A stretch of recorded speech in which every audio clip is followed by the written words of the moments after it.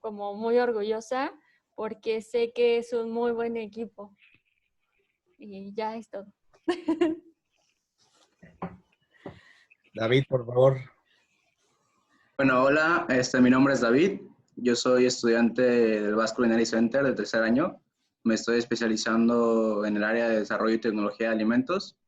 Y por coincidencia y destino, pues, bueno, no fue destino, fue el virus, en verdad.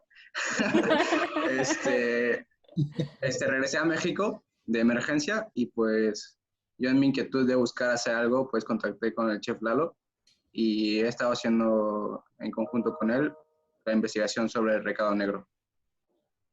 Muy bien. Carlito.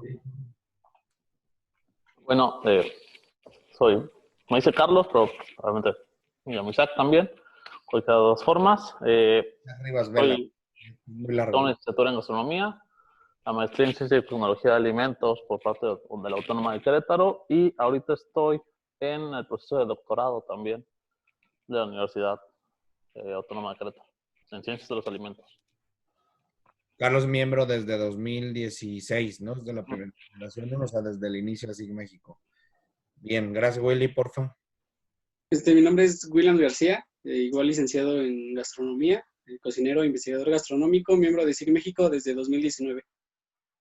O sea, hace un año ya. Bueno, el motivo de esta reunión, uno, es para presentarnos. Niño David, me hace falta mandarte el mandil, entonces, es un pedo. Pero aquí, de verdad es una locura. Me sale más caro mandar un Uber aquí, pero al menos llega. Los paquetes no están llegando para nada. Bueno, a los miembros en México y a los que no lo son. A ver, ya creo que todos estuvimos, la semana pasada hablamos de los dos trabajos, los puse en contexto tanto a Carlos, a Willy y a Carla. Carla por motivos familiares no puede estar con nosotros ahora, nos acaba de avisar también. Tiene un familiar, suponemos que es eso, no, realmente no sabemos, esperemos que no sea nada grave, pero sí tenía un familiar con COVID y estaba en un proceso ya de emergencia, entonces habrá que esperar noticias. Pero bueno, una de las razones para reunirnos hoy era, además de ir, se los he dicho por individual, o sea, a los tres grupos, digámoslo, tanto a Eli como a David, como a la reunión de la semana pasada entre nosotros, es que tratemos de que este jueves, o este junio, perdón, este mes, que finalmente es medio año, que ya estamos proyectando que se vaya acabando este 2020 prácticamente, podamos ir como delineando y empaquetando cada vez más y cerrando fronteras de todos los temas que tenemos abiertos. Todos los temas en realidad tienen que ver, los que estamos aquí, tienen que ver con el sexto sabor, es decir, con el tema de los chiles secos. Y una de las cosas más importantes es empezar a presentar lo que se ha trabajado en individual. Ustedes ya lo conocen, tanto David como él ya conocen el trabajo que hemos venido haciendo y tanto Carlos como Willy también ya tienen acceso a las carpetas. No sé si a la de recado negro, creo que no, ¿verdad? No, creo que eso lo tengo que compartir yo, ¿no? Porque esa la tienes tú en propiedad, David. Por eso nos pondremos Sí. para la semana pasada y hacer una presentación como lo que va a pasar el día de hoy. Entonces, pues lo que recomendaría es que pudiera Eli hacer la presentación. No sé si tú puedes compartir desde ahí o tenga que compartirlo yo, no lo sé. O te hago yo, ¿no? Y creo que ahí ya puedes hacerlo, creo. ¿No? ¿Mandé la presentación? Sí, o sea, si te hago yo anfitrión a ti, tú puedes ya hacer la presentación directa. No, ahí puedes tú, Lalo, dar la Ajá. facultad de compartir pantalla de manera virtual. Ahorita está bloqueada, por ejemplo. Si yo le doy compartir pantalla, me aparece una ventana que dice el anfitrión inhabilitó la función de compartir las pantallas. Sí, sí. ¿Varios participantes pueden compartir de forma simultánea? Sí, o sea, ya únicamente una persona que esté activa. Ahí está, ya. Se supone que ya puedes, Eli. Entonces la puedes tú sacar desde tu computadora, a ver, nada más chécalo, porfa. Y la recomendación sería que pudiéramos revisar lo que nos va a presentar Eli ahora y al final, pues empezar con discusiones, comentarios y demás. Lo que teníamos pendiente, Carlos, y todo esto, los datos, pues, que se agregaron, tanto las cosas, Willy, de la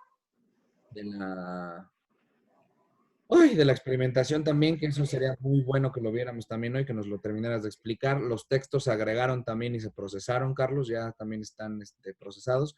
El texto que pusiste tú, Willy, dentro de la carpeta, ese ya se había revisado, ya está Ok, también procesado, entonces, bueno, ya lo tenemos claro. Y David, después de esto te doy a ti acceso a esa carpeta también. La Vale. única, la única cosa es que a la carpeta del recado negro, que está avanzando ya hoy en radio sustancial, por lo que me mostraste, sería lo ideal que cambiemos de propietario o que nos compartas a todos. Alguna de las dos, no sé qué hacer, pero bueno, eso nos ponemos de Sí, acuerdo. sí, después vemos. Vale. Importante. Esto, lo que vamos a ver a continuación han sido dos semanas y media, ¿no? De trabajo, Eli. Sí, 2:30. Que comenzó, como ya les comenté a todos, el proceso, pero bueno, David, para que lo sepas también, Eli levanta la mano, manda un correo, levanta la mano para efectos de candidatearse para hacer colaboración aquí, y obviamente lo que pasó fue que tuvimos un par de correos en intercambio y luego una entrevista, y ahí fue donde le pusimos ya objetivos y cosas muy concretas al trabajo que queríamos hacer en conjunto. Entonces, la carpeta la veremos todos, ahora la mostraremos también. Yo creo que es un avance increíble, las gráficas que presenta Eli ahora y las líneas para ir comprendiendo de manera puntual el asunto de la capsaicina, creo que son muy fáciles, muy digeribles, y llevamos 2 semanas y media, faltan otras 2 semanas y piquito de trabajo del que teníamos proyectado, pero creo que vamos muy bien. No creo que acabemos en un mes, ¿verdad, Eli? Pero bueno, al final, No, no, va a faltar más tiempo. Yo espero poder continuar hasta mucho tiempo más para seguir aportando, no nada más aquí, sino en otras líneas de investigación. vale. Pues recomendaría mucho que nos quitáramos del video y Solo que estoy tratando de compartirlo, pero como lo hice en OneDrive, no sé cómo.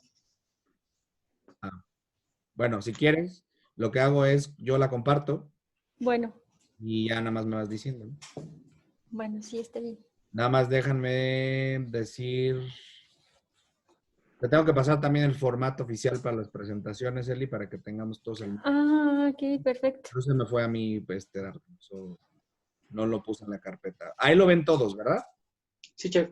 Vale. ¿Sí? Carlos, todos, ¿sí? Sí, sí, sí. Nos vamos, nos silenciamos y escuchamos. Eli, me vas diciendo para cambiarlo nomás, por favor. Claro, bueno, como ya lo mencionó bien el chef, vamos a ver hoy a profundizar un poquito más en el tema de los capsaicinoides y de la capsaicina en particular. ¿Podemos ir bajando, chef? Pero bueno, para esto yo creo que a todos nos surge la pregunta, ¿pero qué es la capsaicina? Porque yo en todos los textos que he leído, los artículos, todos dicen que es la sustancia que le da el picor al chile, pero en sí, ¿qué es? ¿Qué es esa molécula que le da el picor al chile? Pues bueno, yo lo quise poner en 3 formas de lo que era. Es un componente, porque un componente es un componente activo que está dentro del fruto, ¿no? En este caso del chile, de la planta del chile, ahí se encuentra. Si nos vamos más químicamente, es un compuesto alcaloide, pero va a estar presente en todos los pimientos del género Capsicum, es decir, de los pimientos picantes y algunos no tan picantes. También es un compuesto que es muy afín a las grasas, es decir, es lipofílico, o sea que se solubiliza en la grasa. Pero también en sí, esta molécula es una oleoresina que no tiene ni color ni olor, y imagínense cuando la vela se está derritiendo, que está prendida una vela y lo que sale de la cera, así es la capsaicina como tal. Y por ahí nos preguntaban que si la capsaicina podía ser un nutrimento o no. Como tal, no es un nutrimento, es un componente bioactivo. ¿Qué quiero decir con bioactivo? O sea, que está dentro que nuestro organismo sí tiene una función, pero no es esencial para que nosotros vivamos, como lo hacen los nutrimentos. Por eso es que no puede formar parte de un nutrimento. Si tienen alguna duda, me paran, ¿eh? Bueno, y si vamos a la siguiente diapositiva, la capsaicina forma parte de unos compuestos que se llaman capsaicinoides, pero ¿cuántos tipos de capsaicinoides hay? En realidad se han documentado que hay más de 20 tipos de capsaicinoides, pero solamente se han estudiado algunos en particular. El más importante es la capsaicina y sigue la dihidrocapsaicina, después la nordihidrocapsaicina, bueno, aquí aparecen los nombres para no hacérselos más larga. ¿Cuál es la importancia de saber qué tipo de capsaicinoides hay? Porque todos estos capsaicinoides, de los que algunos tenemos nombre y de otros no, están dentro de la placenta del chile. Ajá, la capsaicina y todos los demás se sintetizan, es decir, se forman en la placenta del chile. Ajá. Y el segundo compuesto con más pungencia es la dihidrocapsaicina. Por eso en estudios son a los que más se mencionan, porque son los responsables, estos dos, del 80% del picor de los chiles. Seguimos, chef, a la otra diapositiva. Y aquí, bueno, aquí yo lo marco en una gráfica, cómo es que está distribuida más o menos. En realidad, como ustedes pueden ver aquí en el dibujo, están las partes del chile y se ve la placenta. En la placenta es donde está la mayor cantidad de capsaicinoides, pero de ahí se pasa a las venas y a las semillas, no en la misma proporción. Ajá. ¿Por qué se pueden llegar a pasar? Por factores externos, que son como, no sé, que tienes un chile y lo aplastas, por decir, o le haces un corte sin querer o así, se rompe parte del tejido placentario y sale la capsaicina y llena las semillas y a las venas, ¿no? De esta pungencia, ¿no? Aquí, como les mencionaba, la capsaicina y la dihidrocapsaicina están entre un 80 y 90% del chile. Aquí ahí vamos a hacer una investigación más profunda de cómo es exactamente un aproximado del porcentaje en que se encuentran en cada parte del chile. Ajá. El compuesto que le sigue es la nordihidrocapsaicina, que se encuentra entre un 4 y un 8% más o menos, y el resto de los capsaicinoides entre un 2 a 6%. Y los factores que influyen para que se produzcan los capsaicinoides, que es la diapositiva que sigue, son pues bastantes. Uno es la genética, que me acabo de fijar que le puse mal el acento a genética. Bueno, la genética, ¿por qué? Porque la pungencia o el picor se transmite por cuestión de genética en determinada variedad del chile. Por decir, el chile habanero, que es el que ha presentado mayor grado de pungencia, pues ya de forma hereditaria, por así decirlo, ya trae, ¿no?, en su composición que va a ser un compuesto muy picante. El ambiente, los factores ambientales, como cuáles, la luz, la temperatura, el pH, el tipo de suelo, ¿no? Eso también va a influir mucho en la síntesis de los capsaicinoides. ¿Por qué? Si yo a mi planta de chile le pongo una temperatura menor a los 10 grados centígrados, no voy a tener la misma cantidad de capsaicinoides ni la misma calidad del chile. Y si la pongo a una temperatura mayor de los 35 grados centígrados, va a suceder lo mismo. Igual, el pH de la tierra influye mucho. Va más a lo alcalino que a lo ácido. Debe de ser de 6 a 6.8, que sigue siendo ácido, pero no tan ácido. El tipo de suelo, los nutrientes que se tengan, ¿no? Qué tanto de minerales, de potasio, nitrógeno, bueno, la composición del suelo, eso influye mucho. Y los rayos del sol, ¿no? Que es la luz. Si yo expongo a mi planta a mucha cantidad de luz, va a sufrir el contenido de humedad. Cuando a una planta le hace falta humedad, pasa algo que se llama estrés hídrico. Es decir, así como nosotros, también las plantas se estresan, ¿no? Porque les hace falta algún tipo de nutriente, en este caso el agua, y eso hace que también haya mayor cantidad de capsaicinoides. En la siguiente diapositiva yo hice una línea del tiempo Ahí en el cual... ¿Me ¿sí? escuchan? Sí. Sí, ¿verdad? A ver, y nada más te quería interrumpir esto, Eli, por una razón. Esta gráfica que vamos a ver a continuación, que me parece que además está muy bien explicada, yo ya la revisamos antier. No, sí, antier, ¿verdad? Esta fue realmente es uno de los resultados más importantes que hay de estas primeras 2 semanas. Aclaro esto porque esto en realidad no existe en ningún otro documento y es como una línea del tiempo, como lo podemos llamar nosotros, para saber qué pasan del día 10, que es cuando florece, ahorita nos lo explicará, pero las flechas están en verde porque es justo el chile en verde, hasta llegar al día 70. O sea, estamos llenando este hueco que siempre hemos tenido respecto a cómo es el primer paso para la producción de chiles secos. La matriz que tenemos ya hecha, o sea, los pasos para la producción de un chile fresco, un chile seco, digamos que comienzan en el campo, ¿no? En la maduración. Pues esta es la explicación de lo que pasa allá adentro con los chiles. Entonces, esta gráfica que tenemos aquí va a estar ampliada porque tenemos todavía que integrar un par de cosas más, ¿no, Eli? Así es. Pero al final es un producto, me parece bastante interesante e inteligente para efectos de ir como explicando todos esos 4 grandes áreas de la matriz de explicación de cómo se produce un chile seco. Entonces, a mí me gusta mucho cómo quedan y me gustan mucho las gráficas que vienen también porque finalmente son de las primeras resultados que ningún otro documento realmente te explican, sino es la incorporación de diferentes documentos, fuentes y demás para llegar justo a esta gráfica que yo creo que cualquier cocinero puede comprender de manera adecuada, ¿no? Adelante, Lee.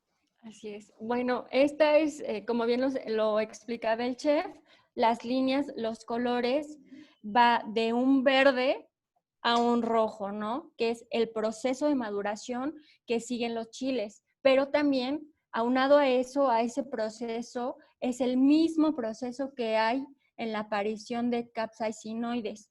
Es decir, en el día 10, ustedes ven que la flecha está muy verde. Esto es lo que le vamos a aumentar en la siguiente semana. Esto depende porque en este punto la cantidad de clorofila que hay dentro del chile es lo que le hace que sea verde, ¿no? En el día 10. A partir del día 14 es cuando empiezan a percibirse los primeros signos de aparición de CAPS, ¿no? Les voy a llamar CAPS para no decir toda la palabra, ¿no? Y se da en los primeros 14 días después de la floración. ¿Qué quiero decir con esto de floración? ¿No? Bueno, está la planta, crece todo, le empiezan a salir las flores, que por lo regular son de color blanco, y después de las flores ya viene la aparición del fruto, ¿no? Bueno, a los 14 días de que aparecen las flores, se empiezan a producir los capsaicinoides en un nivel muy bajito. Del día 14 al 28 se queda como estable esa producción bajita, bajita, y en el día 28 ya se percibe un incremento, ¿no? De estos capsaicinoides, ¿no? Aquí también se puede ver que específicamente del día 20 al día 50 es cuando se da la mayor cantidad de capsaicinoides, ahora sí, y que en el día 45 al 50 es cuando llegan los capsaicinoides al punto más alto, ¿no? En cantidad, ¿no? Esto va a variar también de la especie, de los factores que les dije anteriormente, de la especie, del tipo de suelo, de todos los factores ambientales, puede variar. Por decir, en el chile piquín y en el chile habanero, en el día 40, híjole, ya están los capsaicinoides hasta el tope, ¿no? Pero en el día 42, algunas especies menos picantes, pues ya están como a su nivel máximo, ¿no? De capsaicinoides. Esto depende mucho de esos factores. Ya después del día 50, hay algo bien curioso aquí, porque conforme van avanzando los días, ustedes ven las flechas de diferentes colores. Ese es el grado de maduración que va de verde a rojo. ¿Esto qué tiene que ver? En la cantidad de carotenoides. que más abajo se los voy a explicar cuál es la relación que tienen, ¿no? Bueno, a partir del día 50, lo que va a pasar es que la cantidad de capsaicinoides va a bajar. ¿Y por qué va a bajar? ¿Por qué? Porque ya llegó su nivel máximo, en mi día 50 de producción. Ya no puedo producir más. Entonces van a llegar unas enzimas que se llaman peroxidasas. Esas peroxidasas también se sintetizan en la placenta, ¿no? Igual que los capsaicinoides, que la capsaicina. Entonces van a decir, bueno, tú ya no puedes producir más capsaicinoides, entonces yo como enzima te voy a empezar a degradar, te voy a empezar a oxidar para que ya no produzcas más capsaicinoides porque ya no puedes ser más picante de lo que eres ahorita, ¿no? Entonces, después, bueno, de que actúan las peroxidasas, se sigue con el proceso de maduración, pero ya está definido, por así decirlo, el nivel de pungencia que va a tener cada variedad de chile. Y no sé si tengan alguna duda con la línea del tiempo. Yo tengo una duda con el proceso de maduración y todo esto relacionado con la capsaicina. ¿Crees que tenga que ver también con el estado de fertilidad de la semilla dentro del chile? Porque, digamos, las semillas al final también tienen un proceso de, digo, para que sean fértiles, la fruta tiene que estar bien madura porque la semilla se lignifica. Entonces, ¿crees que esa cantidad de aumento de capsaicina también sea con el propósito de poder conservar el fruto hasta que la semilla esté en su estado óptimo para reproducirse? Yo creo que es eso que me estás mencionando es como más cuestión de genética y no tanto de la semilla. O sea, sí, es algo que está como ligado, para que me entiendas, ¿no? Ok. Entonces, no podría existir lo uno sin lo otro. En la genética viene la pungencia, obviamente, ¿no? Cuando se está, por así decirlo, creando todo el fruto, ¿no? Todo el chile. Entonces, por eso está como muy ligado. No sé si Ok. respondo a tu pregunta. Sí, sí, sí. Sí, sí, sí, que está ligado. Ujú. Gracias. Carlos, ¿algún comentario al respecto? ¿Los quieren todos, o sea, ahorita? Yo pensaba esperarme al final. Final, no, vale, perfecto. Ok. Aquí lo importante de esta gráfica es que nos va a permitir algo que recordarás, Willy, que vimos en el campo. ¿Te acuerdas del campo de los chiles jalapeños, ¿no? Sí, chef. Lo más importante es que en este campo lo que vimos fue ay Dios, los estaban explicando de manera como en el campo, justamente como cuántos meses o cuántos días o cuánto tiempo dejaban justo en la planta para poder después ya pasar al tema del chile jalapeño. Del jalapeño, perdón, al chile seco o lo que comúnmente se conoce como chipotle. Y esta es una de las grandes preguntas justamente qué le pasa a las capsaicinas, o sea, qué carambas le pasa a un chile que está en la planta y se queda tanto tiempo. Entonces, definitivamente, para mí al menos, y esto lo discutiremos y esto lo dejo pendiente, pero nada más quería intervenir en eso, es una de las rutas para poder ir explicando también, además de todo lo que hemos dicho de que corresponde a una decisión humana en planta y demás, desde el campo, perdón, antes de convertirlo en un producto disponible como chile seco. Esta es otra de las razones por las cuales el asunto de los chiles secos es más importante para tomar en cuenta que los chiles frescos, ya que el contenido de capsaicina finalmente es mucho más controlado y te está de alguna otra manera más, tiende a comprenderse mejor y además a aplicarse mejor en un plato. Independientemente de que es necesario los chiles frescos en nuestra vida cotidiana, pero casi siempre los chiles frescos son útiles para efectos de dar ese picor, esas notas de picante, es decir, estos aliños últimos en plato. En el caso puntual de los chiles secos se utilizan para saborizar, es decir, estas son respuestas o argumentos, una vez más, para sostener todavía más, de manera más fuerte, la idea del sexto sabor. Entonces, bueno, continuemos. Voy. Cambio, ¿verdad? Sí, por favor. ¿Por qué estás hablando, Willy? Ah, ya, perdón. Bueno, y aquí viene una relación del contenido de CAPS que hay. Como bien les mencioné al principio, aquí la gráfica muestra como el total de CAPS que hay, ¿no? En todo el proceso, después de la floración, ¿no? Cuando empieza el proceso de maduración y de producción de capsaicinoides. Pero esto es en general. Después viene la producción de capsaicina, que si no es tan alta como a la de todos los CAPS, sí está en un nivel intermedio. Y después viene la dihidrocapsaicina, que como bien se los mencioné al principio, está fuertemente ligada con la capsaicina porque son las dos responsables de dar la mayor pungencia en los chiles.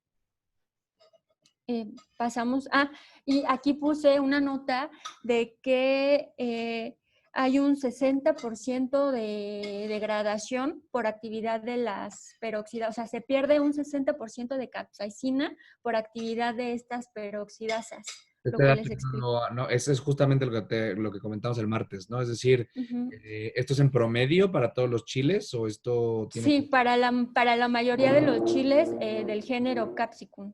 Capsicum annum? Anum. Entonces, ahí está claro porque por qué no aplica justamente el habanero tampoco para el asunto del sexto sabor. Y esto es una muy buena manera. Vaya, no es que no aplique, sino es que al final pues, sigue teniendo una cantidad brutal de capsaicinas que aunque se reduzca, pues es que pues no va a pasar nunca con otros chiles. Y además de ser Capsicum forensis, ¿no? Bueno. Bueno, y también hablábamos, una de las preguntas que surgió fue de esta relación tan estrecha que hay entre los CAPS y los carotenoides, ¿no? ¿Por qué están tan íntimamente ligados, ¿no? Son como esposos. Bueno, hay muchas, ¿no? Semejanzas. ¿Por qué? Bueno, aquí en el primer punto son los tipos de capsaicinoides y de los carotenoides hay dos muy importantes que solamente específicamente están en los chiles, que se llaman capsantina, que está en un 60%, es la que está el mayor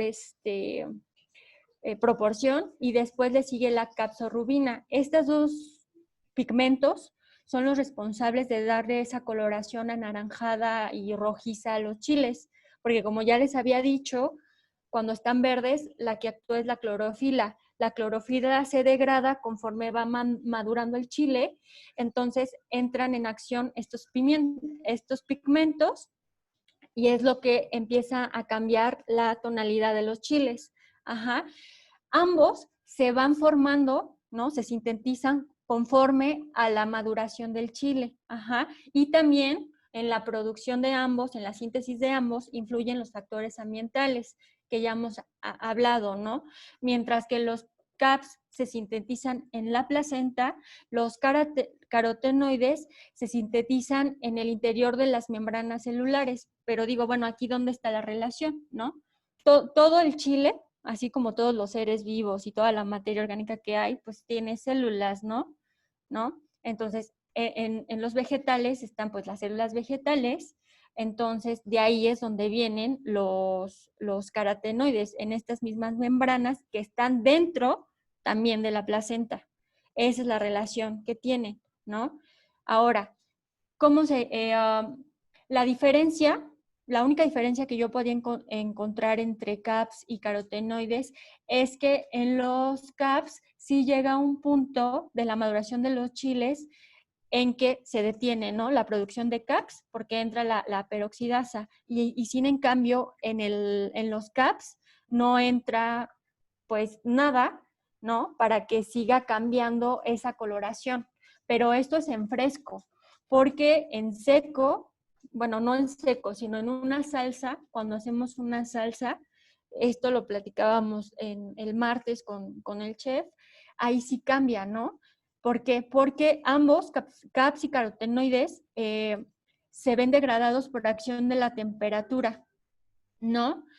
Si ustedes ven cuando hacen una salsa verde, ¿no? O una salsa roja, no va a ser el mismo color que cuando está cruda, me refiero a cocidas, ¿no? Va a cambiar mucho el color, el verde se hace más opaco y el rojo también se hace más opaco, ¿no?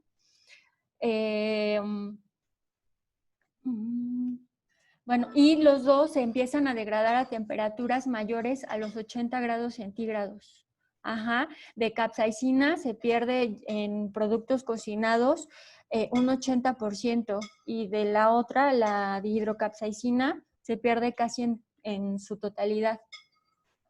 Ajá, bueno, y también por procesos, bueno, ya expliqué lo de la temperatura, y por procesos de molienda, porque cuando nosotros estamos moliendo, ¿qué es lo que hacemos? Fricción. La fricción provoca calor y eso también hace, bueno, hay un proceso, ¿no? Se va degradando la molécula de capsaicina, se va rompiendo en todos los componentes que tiene y obviamente deja de ser capsaicina, ¿no? Eso es lo que pasa. Y como lo decía en un principio, los dos son compuestos liposolubles o lipofílicos, o sea, que tienen afinidad a las grasas.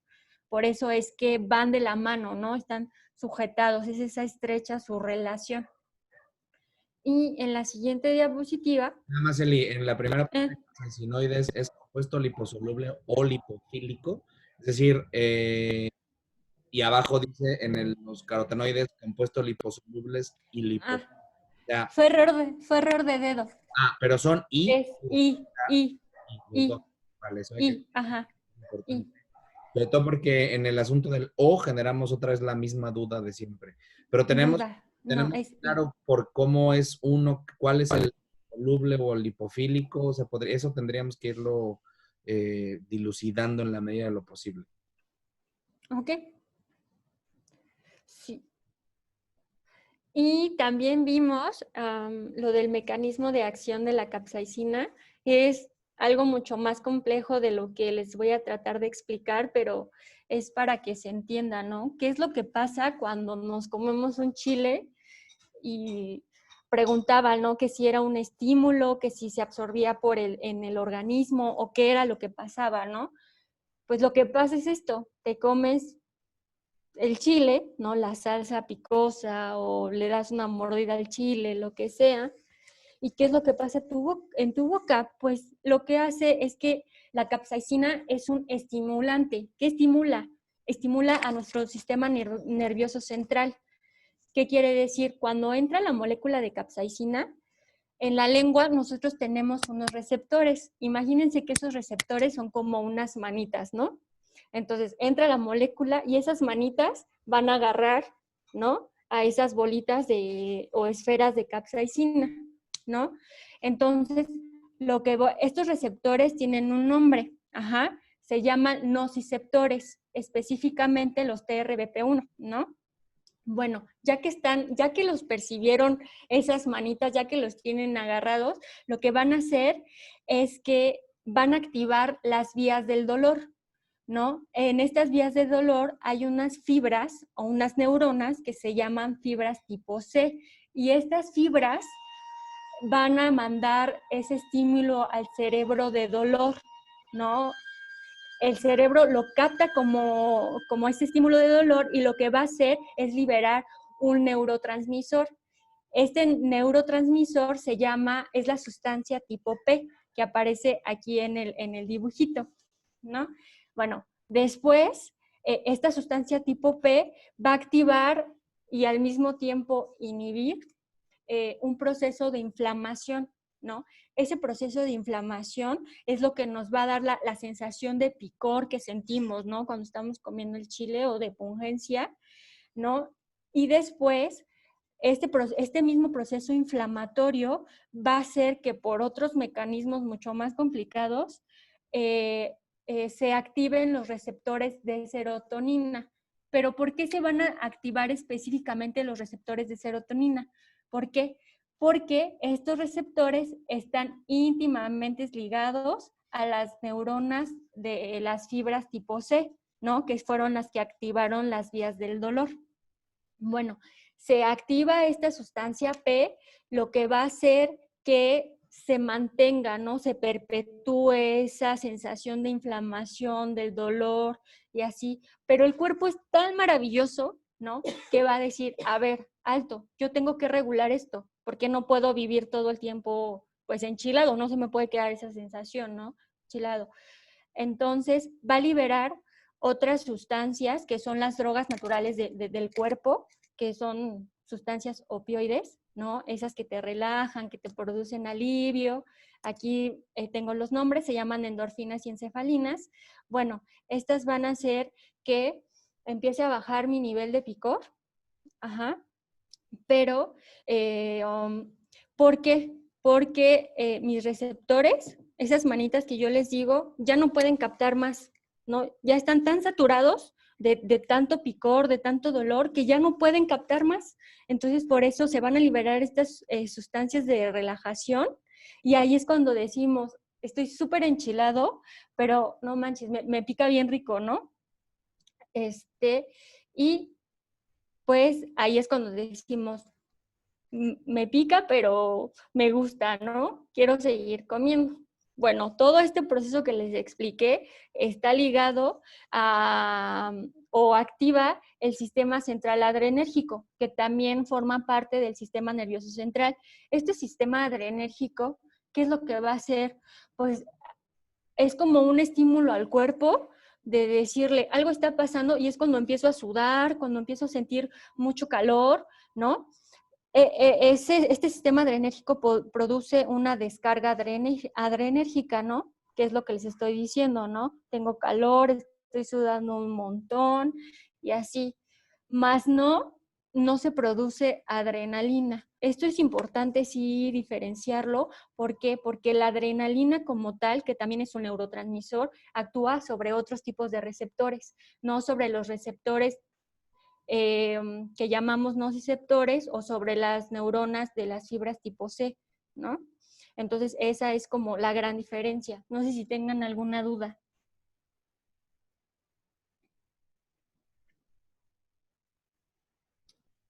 No sé. Si quieres comentamos al final, nada más que aquí sí tenemos que transformar esta información de este formato a algo un poco más en este formato.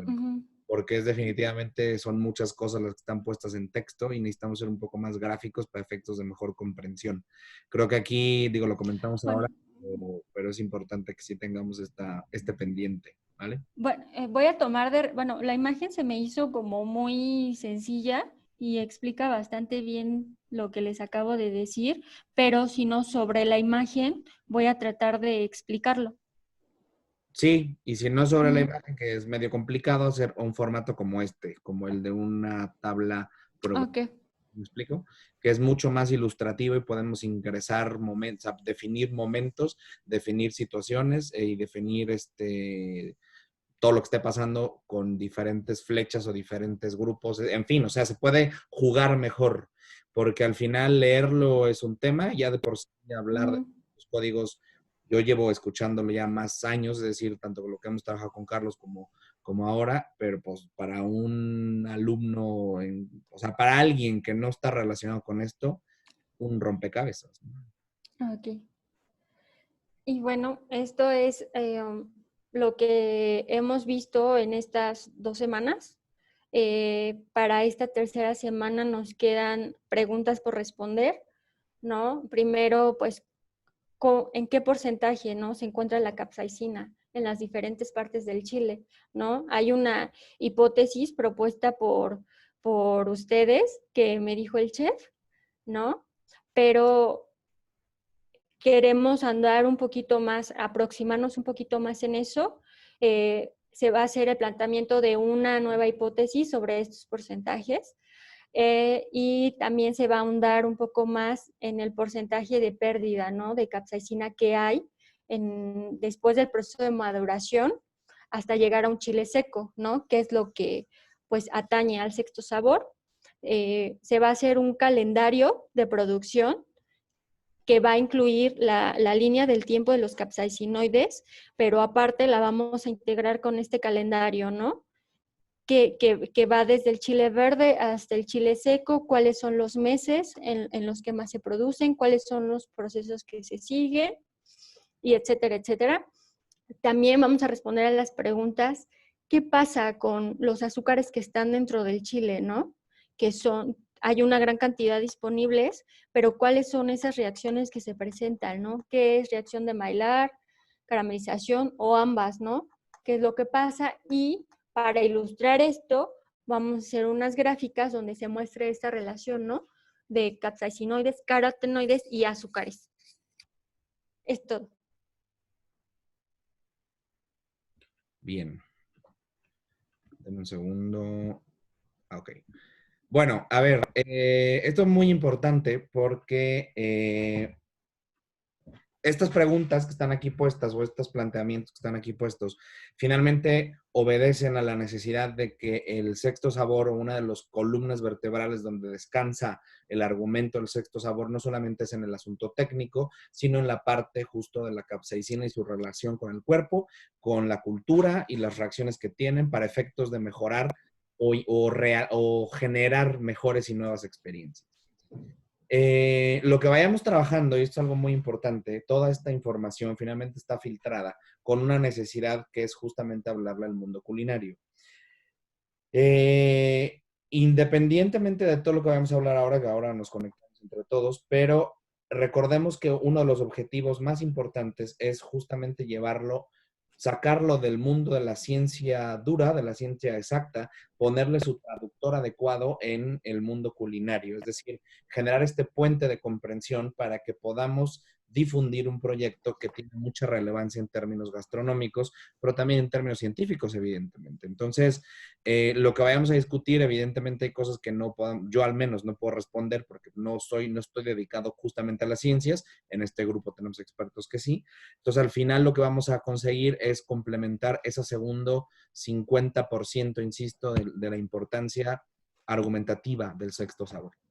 Si bien uno está, insisto, en el asunto técnico, el otro técnico de la limpieza de su aplicación en adobos, moles y demás, y todo lo que se revisa ya en términos del curso de cocina mexicana, aquí estamos hablando de esta gran barrera de comprensión que es cómo funciona la capsaicina en el cuerpo para poder hacernos, como los planteamientos originales de las presentaciones que hemos hecho,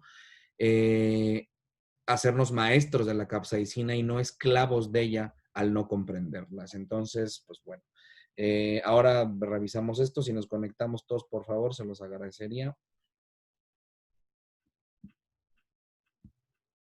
Vale. Carlitos, ahí vayan. Hay tres cosas importantes que yo creo que podemos observar a partir de esto, que las toca, creo, Eli de manera puntual. La primera es que con toda esta información, a mí lo que me vino a la mente fue un cambio de los planteamientos paradigmáticos respecto a la distribución porcentual de la capsaicina. Desde hace mucho tiempo se ha manejado el asunto de esto, de entenderlo como el 50% contenido de capsaicina en las venas, 25, perdón, en la pulpa y 25% en las semillas, como una manera de ir entendiendo y por lo tanto trabajarlo. A partir de esto, se tendría que restablecer este porcentaje a partir de comprender cómo es la pérdida, cuáles son su relación directa con los capsaicinoides y por qué de pronto, como le decía el otro día, cuando se tuestan y muelen semillas, en realidad, pues es que no pican tanto como debieran de picar en comparativa con la pulpa. Creo que son respuestas, insisto, que mi interés con toda esta investigación, este impulso por tener más y más y más y más datos al respecto, es para que hablemos mejor un lenguaje culinario. Esto es importantísimo porque a excepción del próximo doctor en ciencias, pues ninguno de nosotros en realidad estamos dedicándonos a esto, pero todos vamos a terminar hablando de cocina y esto es importantísimo, ¿no? Ese es uno, insisto, el cambio del porcentual o el paradigma porcentual que se había planteado desde el inicio, que eso al final, David, sirve para lo que hemos estado hablando también en el tema de las semillas, el recado negro. Willy, al final te das cuenta cuál es el tema con los deshidratados o con incluso las aguas de remojo, los picantes, las presencias o la personalidad que pueden llegar a tener en la unidad culinaria número 5, en fin. El segundo gran cambio o segunda gran reflexión que después de estas 2 semanas yo he tenido es hay una necesidad después de entender esta relación entre las capsaicinas, los capsaicinoides, los carotenoides, y entender cómo están funcionando dentro del fruto, o sea, del chile, y luego cómo funcionan en un chile seco, esta idea de decir que dónde está la capsaicina o el picor del chile más bien es solamente modificar o hacer una propuesta del término solamente. Yo de manera errónea, ahora lo compruebo, digo siempre que le explico a la gente dónde está el picor del chile. Es más fácil decirlo. Si tú pues no lo vas a explicar todo esto en 5 minutos, pero creo que al menos hablar de potenciales de picor para efectos de potencialidad en términos de que ahí están, pero se pueden aprovechar o no, y luego el picor como un efecto que sí provoca cosas en términos de reacción, bueno, pues al final creo que podría ser un lenguaje mucho más acertado en términos de lo que buscamos para uso culinario. Y el tercero, que yo creo que es un importante y que es donde justamente basamos una de las experiencias más importantes respecto al sexto sabor, que es el asunto de sustancias lo que no es adrenalina, ¿no? O sea, todo este proceso que finalmente tiene que ver con la interacción de la capsaicina en el cuerpo y por lo tanto su producción de salivas y después la irritación natural que existe para poder absorber cosas de mejor manera. Pensarlo con lo que hemos hablado siempre y con la propuesta que hizo Carlos hace mucho tiempo, que era el tema del reverso hedónico, que al final sigue funcionando, pero es una situación de dolor-placer, pero era explicado desde otros ángulos, ¿no? Entonces, insisto, el asunto nada más de integrarnos o de auscultar el mundo de la capsaicina de los carotenoides, si bien es cierto, esto es desde el punto de vista o desde un ángulo mucho más de ciencias exactas, de mucho más de ciencias comprobables en términos de química, pues nuestro fin es entenderlo en el asunto culinario. Entonces, que no se nos olvide eso, porque ese es nuestro destino. Ninguno nos vamos a dedicar al tema de la química, pero nos sirve para efectos de explicarlo mejor. Dicho esto, pues ahora sí que adelante y bienvenido todo lo que haya que decir. ¿Quién empieza? No se amontona. Tampoco es... A mí de momento voy a prender la luz nada más porque está muy oscuro. No, tampoco te pongas romántico, ¿eh? Porque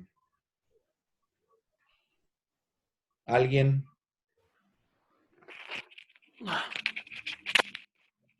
Ay, como chinga la gente, Dios mío. Listo. Bueno, bueno, está bonita la presentación. La verdad es que sí está, digamos, entretenida. Sí toca temas de interés y se hilan de alguna forma. Yo tengo varias preguntas y observaciones. Digo, todo es para crecer y pues ya viéndolo desde este punto, ¿no? Hay enunciados que quizá podrían mejorarse, que podrían tomarse o dar un giro para poder ser justamente, colocar un pequeño ejemplo de esta información hacia un mundo gastronómico, ¿no? Como mencionaste sobre la difusión de la capsaicina, ¿no? Cómo llega a las semillas, cómo llega a la periferia, vaya, de la placenta. Y un ejemplo rápido es el tatemar, el torear un chile. ¿Por qué? ¿Cuál es el principio de torear un chile del por qué pique más? O sea, primeramente es la extracción completa o la difusión. Entonces el chile de manera general pica más y ya no es localizado.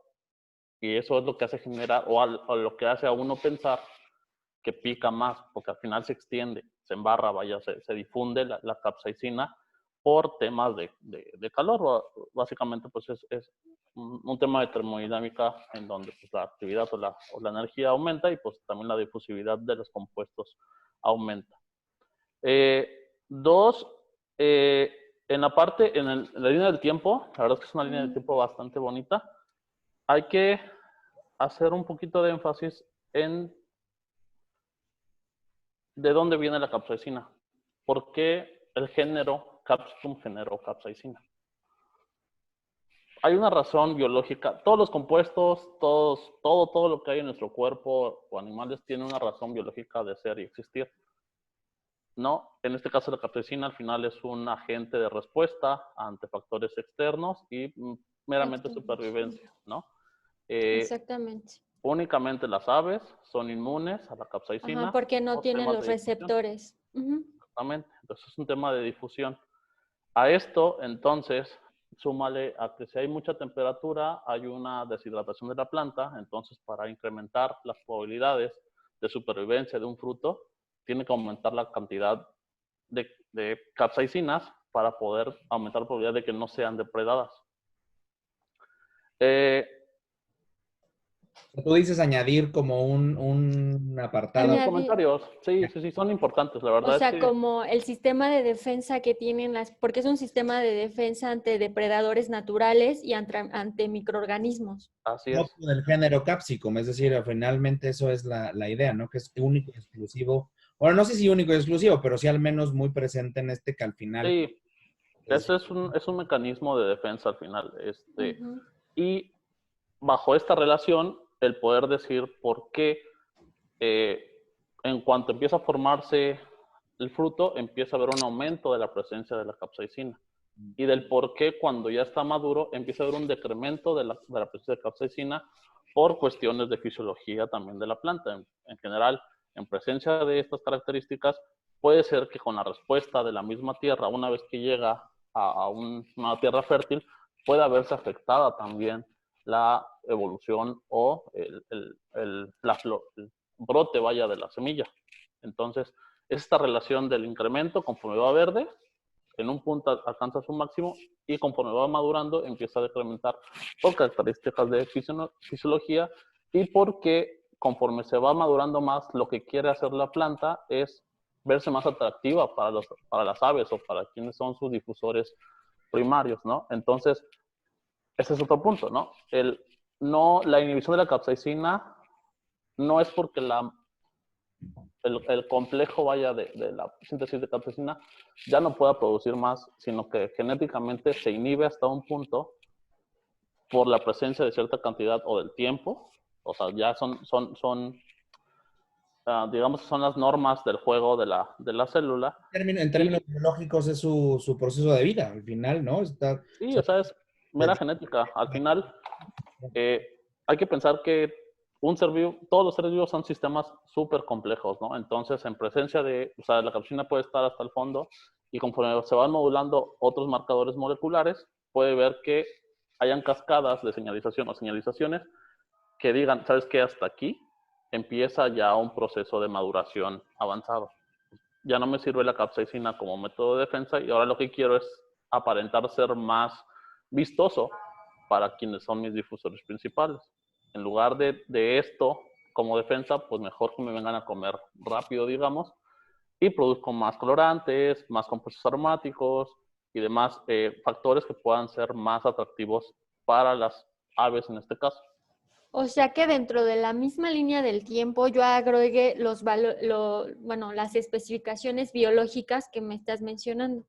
Puede ser un comentario, o sea, Ok. para que tú sientes la base del por qué es esta disminución, ¿no? Para que tú digas, ¿sabes qué? Esta disminución es puntualmente para incrementar otros factores. O sea, ya no necesita de este complejo de capsaicina Ok. y necesito más para la producción de otras cuestiones que favorezcan a la difusión de la planta. Perdón, Ok. en ese sentido, Carlos, yo digo ahondando y me parece, acompañando el comentario, me parece que esa es la intención, tú me dirás, finalmente sirve de mucho también reconocer a los chiles como un ser vivo, no solamente como un producto inerte, ¿no? Esa me parece una propuesta bastante holística y responsable en términos de la planta misma. Porque al final, justo esa era la pregunta, y esto, fíjate, la intención de que se casara este calendario o esta línea del tiempo con el calendario natural, es decir, con saber en qué meses pasa, es justamente para determinar cómo está el sol, cómo está el ambiente, qué está pasando con la planta, qué está pasando con ciertos suelos. Y eso al final nos va a dar justamente la disponibilidad de que no es lo mismo en Yucatán los chaguá que los guajillos o los mirasoles que están en Sinaloa o los jalapeños en Veracruz. Finalmente nos puede dar condiciones. Y esto me parece que es responsable. Esto es, entiendo así el comentario, entiendo así como la incidencia, ¿no? Me parece que por ahí va. Eso como, no solo explicar la capsaicina en términos de qué pasa, sino el mensaje para mí es como observemos a los chiles como lo que son, un ser vivo que pues está en en un proceso biológico natural. Sí, mira, la verdad es que Y ponernos hippies, pues, digo, o sea, cuando, pues la mayoría de profesionales cuando no está inmiscuido en la parte de fitotecnia o agronomía, olvida o deja de lado que las plantas también son sistemas complejos y minimiza, ¿no? Un ejemplo más es el sistema Milpa, ¿no? Está muy bueno, ¿no? Pero no hay, nadie se sienta a pensar más que el tomate sube, el frijol cuida, y el maíz es el eje central, ¿no? Pero ¿por qué? O sea, tiene que haber una simbiosis del nitrógeno, o sea, sí se explica, pero se minimiza muchas veces de este cuidado o de este sistema, qué tan complejo puede llegar a ser, ¿no? A ver, creo que con eso, vale, ya. estoy de acuerdo. Voy. ¿Algún comentario respecto a esto, chicos? Que me parece es una Yo- buena propuesta. Dime, Willy. También creo que sí se entendió muy bien lo que es la línea del tiempo, pero dentro de la matriz de que usted menciona de un chile fresco a un chile seco, hay una parte que dice que hay una maduración en planta y fuera de la planta. No sé si pase lo mismo, o los niveles de capsaicina sean los mismos en planta o fuera de la planta, porque a lo que he estado entendiendo, ahorita se está manejando solamente en planta y creo que sí debe de haber algo o deben de cambiar las cantidades o los tipos de capsaicinas fuera de la planta. Hay que anotar eso, Eli, porfa. Ajá. Anotar eso justamente porque esto es un bloque que tiene que ir desmenuzando en efecto, Willy. ¿Alguna perspectiva al respecto, Carlos? Yo creería que sí. Al final, Es distinto, ¿no? puede haber una variación, pero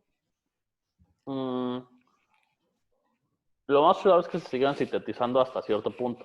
Sí. Claramente no va a ser lo mismo o no va a tener el mismo picor un chile cortado en un punto de maduración, en específico directo de la planta, a un chile que fue madurado fuera, ¿no? Como una fruta climatérica, perdón, son aquellas que se pueden madurar una vez, o sea, dígase el plátano, dígase la manzana, sino que siguen un proceso biológico y son mecanismos al final que en caso de una lluvia, en caso de fuertes vientos o demás factores externos a la planta, pues que aseguren también de alguna forma la supervivencia, ¿no?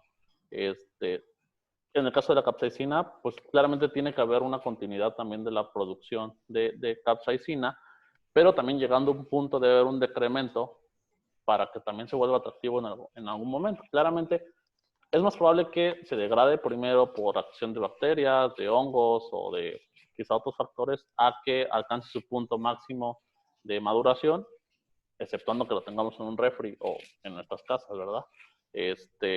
Pero sí debe de haber una variación ahí al respecto.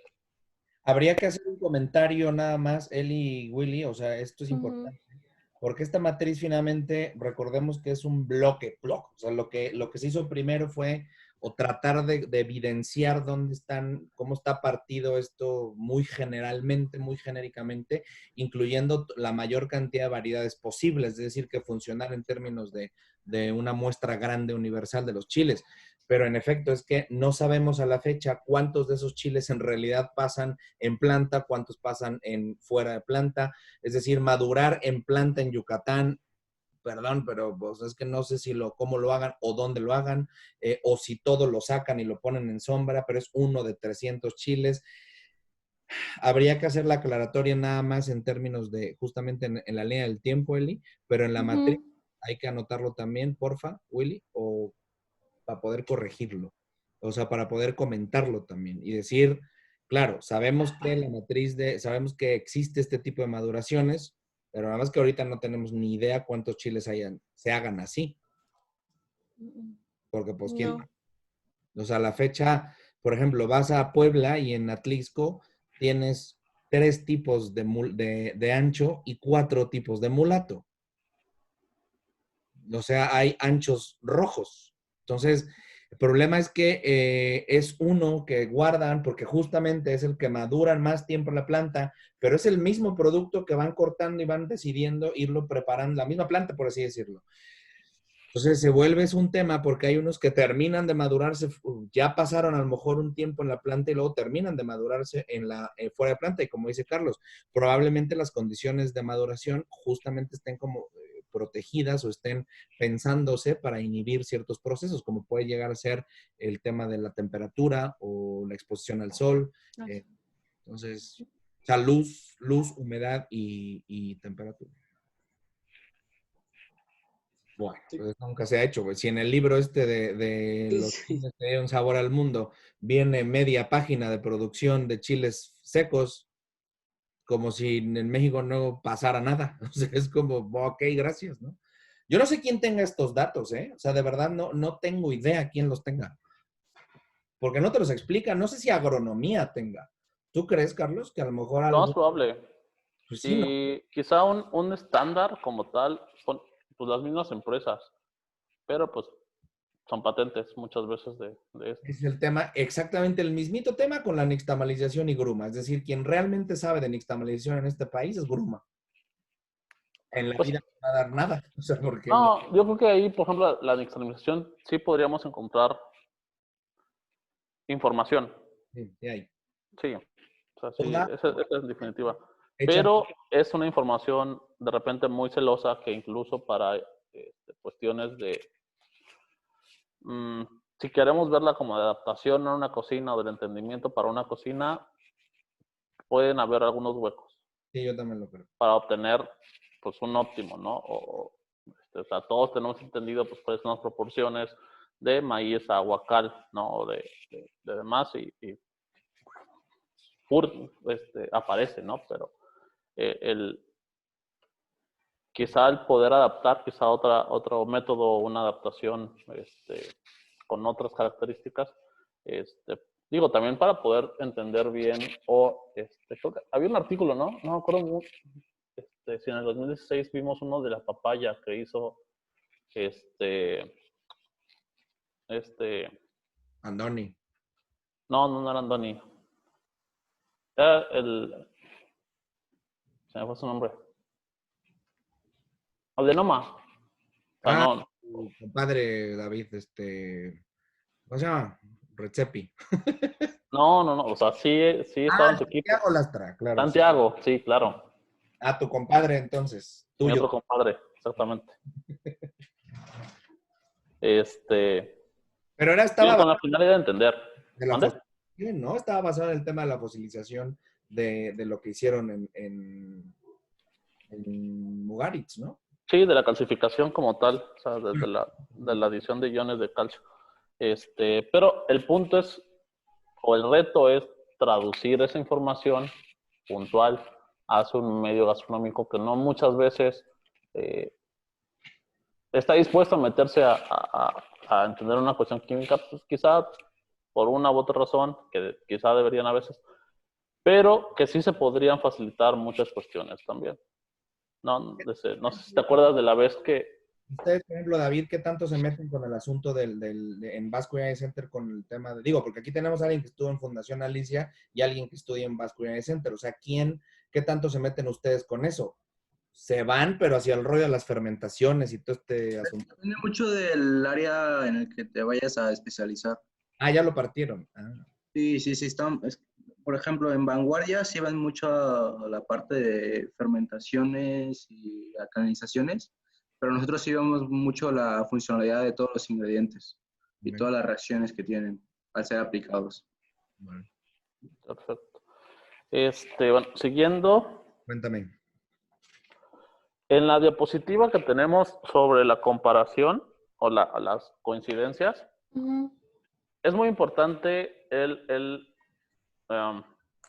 digo, si al final lo que queremos es presentar toda esta información de alguna manera a un medio público o tenerlo, lo que hay que hacer, y Lalo ya sabrá mucho de eso, de el robustificar o el hacer robusto justamente todas estas cuestiones, ¿no? Y hay que tener cuidado con la cuestión de la correlación, ¿no? No porque hayan características... Los carotenoides y los capsaicinoides, ¿verdad? Sí, no porque hayan características similares quiere decir que hay una correlación. Hay una relación, claro que sí. en la parte metabólica y de crecimiento, pero no porque hayan muchos carotenoides sean los principales agentes de la inhibición de capsaicina, por ejemplo, ¿no? Podrían haber otros factores, otros compuestos que también podrían verse similares, pero que no lo son, ¿no? A menos que sean compuestos molecularmente similares, o que sigan una misma cascada de señalización. O sea, lo que quiero llegar es, no podemos decir que porque en el 2016 hubo más bebés niñas, tuvo correlación con el aumento de viajes a Hawái, ¿no? Aunque se vea un aumento. O sea, ese es un ejemplo muy simplificado y lo que se me vino a la mente, sino que hay que establecer realmente una relación acción-reacción para poder llamarlo correlación. Entonces, sobre eso habría que sustentar un poquito más o cambiar el método o la forma del discurso a decir que hay una relación o una relación metabólica en cuanto a la presencia de estos compuestos. Lo digo así porque pues ya estando en el medio, pues sí, es el cuidar quizá las palabras, la forma de expresarse, todo, o sea, todo. Y pues uno lo aprende a la mala. Sí, además, güey, porque eso es justo lo que yo hablaba y lo he hablado con con todos, pero David y Eli, que hay que cubrir todos los huecos posibles. Y entonces para esto son estas reuniones, para efectos de observar en dónde puede haber un argumento débil o un eslabón débil en el que podría ser altamente criticable. Si de por sí, o sea, ya esto es un hecho que creo que hoy les quedó claro con la conferencia en la mañana, que los madrazos están a la orden del día. Sí, digo, no lo dije así, pero pues es que al final se acordarán, ¿no, Carlos? En 2016 lo de los tacos, que un amigo mío, Ariel Cervantes, que quiero mucho con mi alma, era el primerito que defendía capa y espada en sus propias clases, casi al lado de nosotros, que era imposible. Entonces, bueno, pues eso es, digo, y no les mostré lo que hay de documentos de los tacos, pero el tema es estos argumentos así. Ahora, Carlitos, el tema aquí es que, y esto es importante, estamos comenzando a delinear justamente o a entender que hay una relación. Haz de cuenta que lo que pasó fue que ni siquiera que vimos que hay más niñas porque hay más viajes a Hawái. No, nos enteramos que Hawái existe, ¿sabes? Siguiendo un poco la analogía. Entonces, justo este trabajo ahora, por eso que se incorporen ustedes, es para comenzar a discutir, sobre todo tú, para comenzar a discutir, a incorporar y a definir esto en términos de la relación, pero sobre todo en términos de su función culinaria. Es decir, ¿para qué carajos queremos saber que están relacionados y de qué nos sirve como cocineros para efectos de ser maestros de la capsaicina y generar sabor? Porque pues si no, pues digo, como bien dices, pues puede haber otras cosas, güey, pero si no como cocineros no las aprovechamos, pues es que nos va a dar igual. O sea, honestamente no es que no nos importe en términos de cultura general, pero en términos de uso culinario definitivamente tendríamos que sí explicar la relación, ¿no? Sí, relación como tal. O sea, lo que a mí me llama la atención es la correlación. O sea, la palabra correlación está mal empleada en este punto, pero sí hay una relación que se puede evaluar justamente. O sea, que en la diapositiva anterior, pues es evidente, ¿no? Que existe la correlación de cambio de coloración con disminución de capsaicina y demás. O sea, quizás si nos ponemos a buscar, pues hay un incremento en compuestos aromáticos, no sé, de sabor y demás, ¿no? Que pueden empalmarse hacia este punto, ¿no? Es decir, pues quizá un chile habanero naranja tiene más sabor, tiene más aroma que un chile habanero verde. Un chile jalapeño verde es más ácido o es menos que un chile jalapeño rojo. Y es justamente estas relaciones el poder encontrar que en todo el proceso de maduración, pues obtener en este punto de ser maestros de la capsaicina, pues decir en qué momento necesito o quiero el producto para poder generar ciertas características en un platillo. Podemos tú tienes, Isaac, documentos, acceso a alguna cosa para poder... Pues los podría buscar sin problema. Para empezar a buscarlos, Willy, también hay que echar vuelta Sí. de lo que podamos encontrar al respecto. David, igual, si ustedes tienen en el básquet alguna cosa o has encontrado algo al respecto de carotenoides y este rollo, Eli, para poder ir integrando justamente y ahora sí ir esto, a ver, insisto, hace 2 semanas pues no podíamos haber llegado a este punto, ahora ya lo tenemos claro, pues ya que bueno, pero Claro. ahora vamos a ir como definiendo justamente la personalidad de esta relación y para qué nos sirve. Lo más importante, como lo dije desde el principio, es que el foco principal está en que nos sea útil en términos de la aplicación culinaria. Si es que sí existe la relación y nos es benéfica o perjudicial, no importa, porque a lo mejor algo pasa que es perjudicial para nuestros fines culinarios, bueno, pues hay que tener atención al respecto. Esto es muy importante, Claro.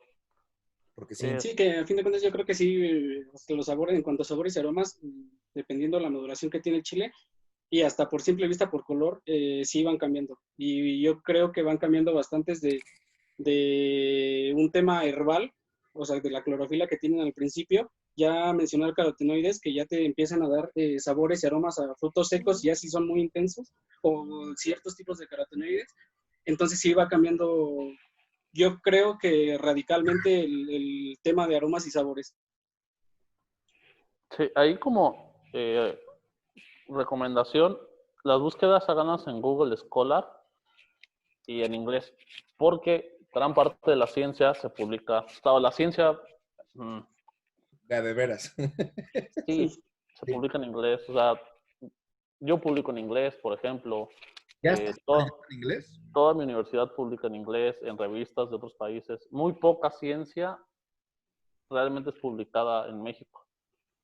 Entonces, gran parte de las investigaciones mexicanas son publicadas o se buscan que sean publicadas pues en revistas importantes, claramente, o sea, porque al final es currículum y es un factor pues, de medición también de la calidad de los programas.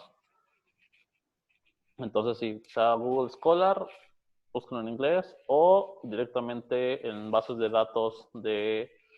a ver, se lo voy a escribir aquí. Yo bajé una app de... Yo Mendeley, no sé si conozcan. ¿Cuál? ¿Cuál?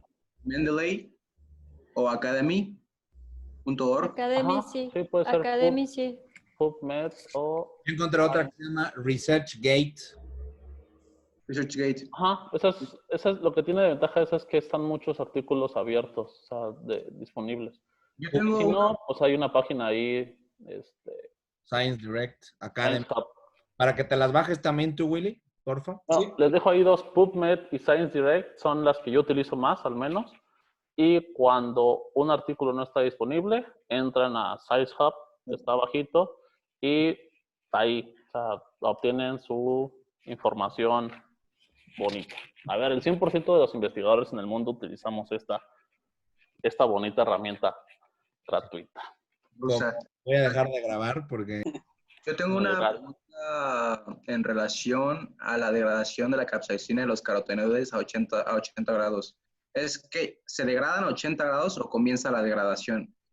Y como pregunta, si yo dejo un chile a 80 grados constantemente, digamos, durante 12 horas, ¿habrá una degradación total o solo se alcanzará a degradar una parte? Pues no se degrada totalmente la capsaicina, la dihidrocapsaicina, que es el segundo compuesto que pues da la pungencia, esa sí se degrada totalmente. Una pregunta, ¿se degrada o se volatiliza? Pues...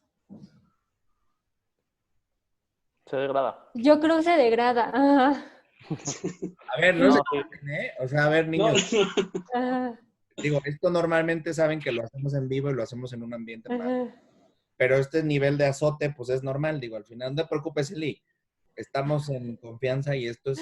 No, sí, lo sé. No, Se no, degrada, tardí, cabrones, o sea... Ajá. es una molécula pesada, entonces no se volatiliza. Ok, a ver, yo soy idiota. 1, la degradación significa que a los 80 grados empieza a romperse y se va separando, pero eso no significa que haya una volatilización inherente. No, porque, por ejemplo, cuando hicimos las pruebas del perfil de sabor de... Perdón, Willy. Por volatilización entiendo que se evapora. Se desprende y sí. No. Porque cuando hicimos la prueba del perfil de sabor de los chiles incinerados, las cenizas de chiles pican. O sea, literalmente, aunque le prendas fuego, la capsaicina sigue presente. Ahí está el recado negro, ¿no? Digo, al final Sí. creo que tenemos los dos universos, estamos trabajando con el recado negro del otro lado. Yo diría que depende mucho de la cantidad de capsaicina que haya en el chile, porque cuando quemé las semillas por separado, al inicio sí picaban, pero al final, ya que estaban totalmente negras y quemadas, no había presencia absoluta de chile, de picor. Es que nosotros incineramos solamente la pulpa, Pero, no nos metimos con las semillas. Puede haber otra situación. Bueno, ahí es importante el tener en cuenta también sobre qué matriz se está trabajando. ajá, porque es diferente la cantidad que está en cada una. No es lo mismo la cantidad que está en la placenta que la que está en las semillas. Y aunado a eso, si bien puede haber la degradación de la misma capsaicina, parte de la degradación o de cómo se lleva a cabo este fraccionamiento de la misma molécula, pues da pie a la volatilización de quizá otros compuestos. Es decir, a ver qué pasa cuando pues, se dora un chile. O sea, pues todos empiezan a toser. Y quizá no es directamente por la capsaicina que esté volando, pero sí de derivados de la misma molécula. Sabemos, Bueno, yo leí que hay compuestos fenólicos dentro del chile que también tienen y esto me lo explicó un químico en alimentos, que son los que se volatilizan, y que también dan ese sabor de pungencia, estos Okay. compuestos fenólicos. Los compuestos fenólicos dan astringencia. Y en el caso, los compuestos fenólicos son el mecanismo de defensa principal de las plantas, de las hojas. Y por otro lado, el chile lo que hace es volatilizar también las mismas moléculas derivadas de la hidrólisis. O sea, un ejemplo rápido sería, si tostamos chiles, guajillos o cualquier otro, pues empieza a volatilizar por la presencia principalmente de la humedad, por el vapor. Entonces, justamente esos acarreadores de vapor son los que conllevan a que haya una mayor sensación quizá de que empezamos a toser, que empecemos a tener como una cierta reacción adversa a este efecto, ¿no? O sea, incluso cuando porque el vapor pues va contenido con la todo. levanta, sí. Ok. Esto es importante porque además no es diferenciar, y yo creo que esto es para todos, cada uno para su trabajo, es el tema de diferenciar justamente lo que está picando de un efecto secundario. Es decir, la capsaicina no se vuela, que eso es algo que mucha gente sí cree, ¿no? Es decir, que se evapora se va en el vapor. Eso no sucede, está allá adentro. No más que las moléculas de agua se están evaporando, punto. Uh-huh. Las moléculas de agua son acarreadores, o sea, son las que conllevan. Entonces, a mayor cantidad de humedad, lo más probable, o sea, no, yo estoy aventurándome en el comentario, lo más probable es que arrastren o levanten las moléculas más pequeñas o más volátiles que puedan existir y que esto esté provocando el efecto, ¿no? Entonces, el dorar un chile fresco o seco va a tener un efecto diferente también en la volatilización del mismo compuesto. Por otro lado, si bien se dice que se hidroliza o se degrada a los 80 grados, normalmente a ese punto empieza a haber una degradación mayoritaria o se promueve en gran medida la degradación de estos. Al final estamos hablando de un proceso de temperatura, lo que lo hace un proceso termodinámico, que conforme se va aumentando la temperatura empiezan a haber aumentos graduales también de la degradación. Si nos vamos a un punto de física, pues todo se confiere o se basa en la entropía y pues todo se empieza a degradar o empieza a agarrar un camino a un sistema de menor valor energético o de mayor estabilidad energética, ¿no? Entonces, conforme pasa el tiempo, aunque no se le aplique los 80 grados, los 30 grados, la molécula de capsaicina se va a ir degradando poco a poco. Pero hay unos que son más estables y otros menos estables, otras moléculas. Y en cuanto a la capsaicina, se dice que llega a los 80 grados, que es donde quizá alcanza el pico de degradación, al ritmo de degradación que puede tener. No, si se mantiene por mucho tiempo, eventualmente ya no se va a sentir pues, la pungencia, ¿no? Porque al final se llega a hidrolizar completamente. En el caso del recado negro, ¿cuántas horas son del proceso? Entonces habría que tener... Simplemente se quema, literal, fuego directo. O sea, no hay un tiempo establecido. No, son 30 segundos con flama, con fuego. Es un tiempo muy corto también, aunque sea una alta temperatura. Entonces, todos estos factores hay que tenerlos en cuenta para poder, el entender cómo se puede llevar el mecanismo de la hidrólisis también de la misma molécula. A ver, esto es importante porque tiene que ver directamente con el adobo y con el mole. A la hora de estar separándolo por partes, ya tenemos, digamos, un control mayor sobre la cantidad de capsaicina disponible y, por lo tanto, cómo la vamos a trabajar. Después, si el adobo, si los chiles los pasamos por segundos a una temperatura para lo que se le llama un asado o una activación por calor, después se muelen, que es otra de las formas en las que se van destruyendo o se van, pues sí, se va poniendo degradando, perdón, la capsaicina o los capsaicinoides.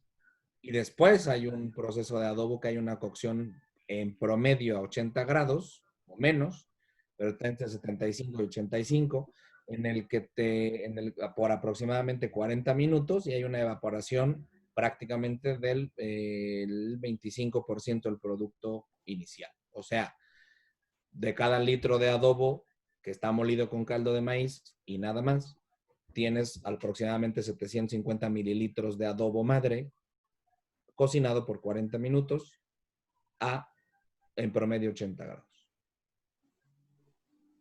Eso es lo que está pasando. O sea, sí hay una mayor control, lo que yo le llamo una homologación de esta como textura general del plato, estas sensaciones picantes, los colores obviamente, porque por efecto de reacciones de Maillard, pero sí, ¿dónde carajo se va esa capsaicina? Esa es mi pregunta. O sea, ¿se va, se pierde, se destruye, se vuelve agua? Yo creo que sería interesante el poder conocer el proceso metabólico de la capsaicina y hacer el experimento de comenzar, digamos, con un adobo que pique y mantenerlo a 80 grados, irlo monitorizando, no sé, cada 24 horas y ver cuánto tiempo tarda hasta que se ha destruido completamente la capsaicina. No sé si te interesaría para conocer, porque digamos, quiero bajarle el picor a esta salsa. ¿Cuánto tiempo tengo que dejarlo a 80 grados para que ya no pique? Es que yo creo que no solamente es a temperaturas altas, porque como cuando hemos hecho los moles, los adobos que se dejan reposar por un largo tiempo en refrigeración, la capsaicina desaparece y los sabores se potencializan bastante. Y a ver, aparición en apariencia, digamos, como en sensación, el menos positiva. Pero, a ver, está el ejemplo también. El experimento no es malo, David. Aquí el asunto es que, por ejemplo, y hay otra cosa mejor, ¿no? La pregunta es, ¿dónde queda esto cuando abres una pasta de mole que está preservada al vacío y en refrigeración durante 10 meses y la capsaicina se fue para abajo y las sensaciones que hay en boca son de todo menos de eso, cuando un porcentaje de presencia de chiles es de un 75%, es decir, es mayoritaria conforme al resto de los otros ingredientes. Entonces, si hay una degradación en efecto por calor, y la pregunta es, entre más calentemos estas pastas, como el ejemplo del empastado y luego el regenerado de un mole, ¿sí influyen en la presencia de capsaicina disponible en el producto? Respondiendo a la primera pregunta que querías sobre hacia dónde se va, bueno, lo más probable es que se hidrolice en fracciones y hay que recordar que los receptores TRBP1 que menciona Elizabeth son muy específicos. Todos los receptores de todas las moléculas, de todos los organismos, son receptores muy, muy específicos. Muy específicos. Para poder decir, bueno, sabes que aquí tiene 3 y mi receptor son 3 dedos y embonan 2, ¿no? En el caso que se hidrolice y solo quede uno, pues ya no alcanza a hacer una recepción completa y pues ya no se siente esa pungencia o esa reacción adversa o toda la cadena de reacciones que se provocan. Entonces, podríamos decir que las moléculas se quedan ahí, hidrolizadas, reaccionadas, pero ya no hay una respuesta sobre los receptores. Los receptores. Vale, esto lo tenemos que hacer otra línea, por favor. Porque esto es explicación justamente de qué carajos pasa con la capsaicina. Voluntarios. ¿Quién levanta la mano? Puta madre. No se peleen. Sí, no. A ver, la trabajamos tú y yo esa Yo con el tema de lo que nos vaya dando Eli, ¿te parece? Sí. Y por otro lado, lo de qué pasa con el mole, es que lo mismo podríamos decir en una línea del tiempo, pues un mole, aunque esté en congelación, empieza a perder características organolépticas. O sea, aunque digamos que es la mejor forma de preservar, tampoco... ¿Aún al vacío? No, o sea, incluso, o sea, al final minimiza, o sea, sí minimiza, pero pues pasado el tiempo también va a llegar a un punto en el que no se va a poder evitar pues la degradación de compuestos. Y por otro lado, es que en el caso en específico del mole, es que hay mucha materia grasa, digámoslo así. Sí. Entonces, la capsaicina, al ser liposoluble, pues se diluye en la materia grasa, se diluye en todo el mole, o que incluso la presencia de algunos azúcares o otras proteínas puede estar haciendo un efecto de encapsulación que evita que llegue a los receptores TRPV1. En el caso de la plática pasada, lo que mencioné con Willy, sobre si bien es liposoluble, que también se reacciona con la caseína, por ejemplo, de la leche o de los quesos, principalmente porque como las proteínas tienden a ser tanto compuestos polares como apolares, pueden encapsular o pueden interaccionar con muchas cosas. En el caso de la leche en específico, lo que hace es el arrastre o la disolución de las moléculas de capsaicina, y la caseína, como reacción, las encapsula para evitar quizá un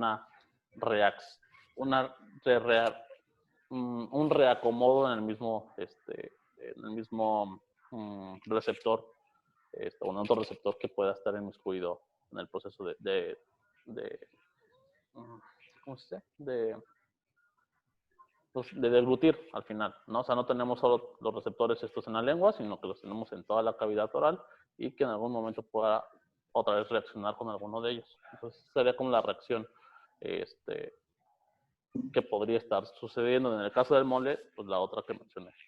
Ahora, hipotéticamente hablando, que esto además es mucho más certero, cuando se retira, cuando se separan y se utiliza solamente la pulpa, en efecto estamos utilizando solo un porcentaje del contenido total, independientemente de lo que teníamos antes en términos del 25, 30, lo que sea, pero estamos finalmente separando. Es decir, si ya no utilizamos esto, porque al final el adobo del Pop Loom siempre lo mal limpian, o sea, el planteamiento del sexto sabor, esta separación, para efectos de ir controlando y entendiendo. Por eso al llegar a un adobo que solamente tiene la pulpa y además ha sido perfectamente cuidado, pues de alguna u otra manera lo que tenemos es un porcentaje controlable y perceptible, o al menos menor al que tuviéramos con un chile entero.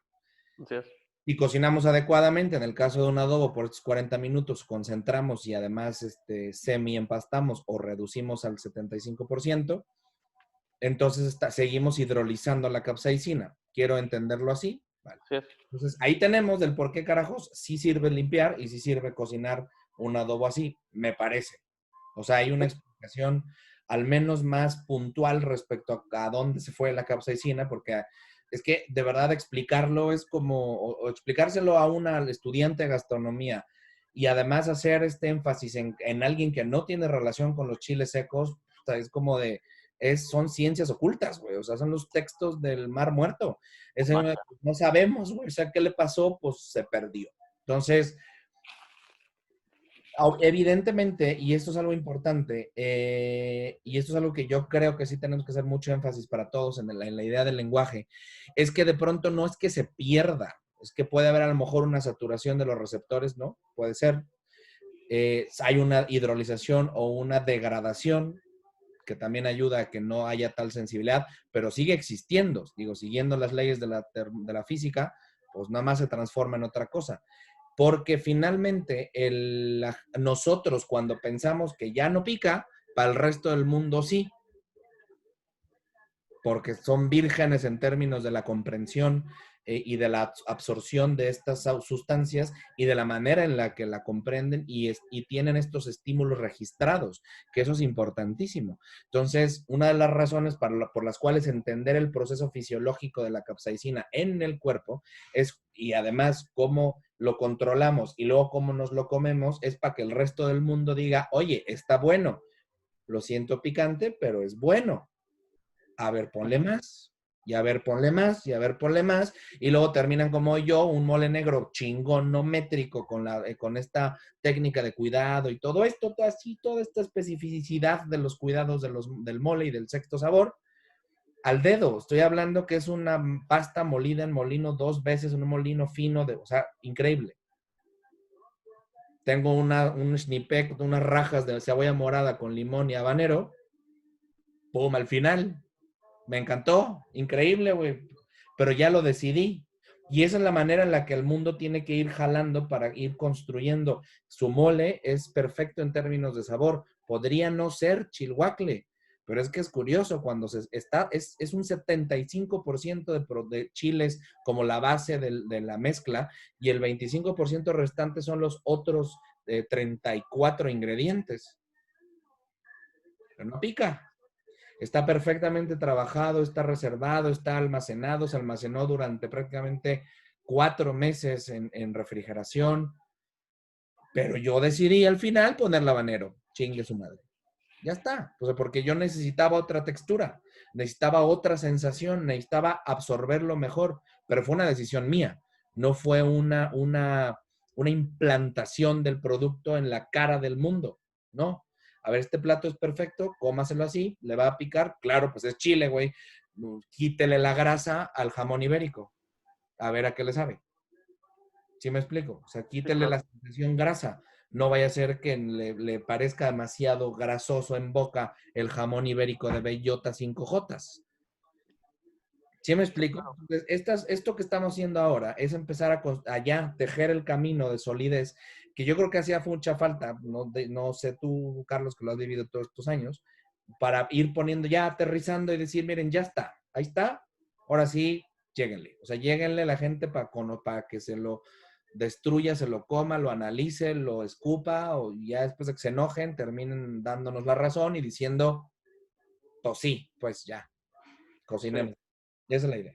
Y ya por último, ya para terminar, porque sí. Sí, no. Se nos va.